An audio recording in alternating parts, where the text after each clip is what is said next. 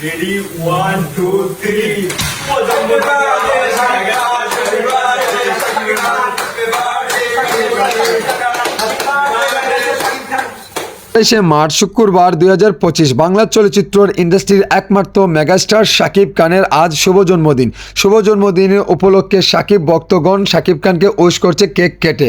So কতটুকু ভালোবাসার জায়গা থেকে এই কাজগুলো করা হয় আপনারা তো বুঝতেই পারছেন। শাকিব খানের ভক্ত বলে কথা, কতটুকু অ্যামেজ তৈরি হয়েছে।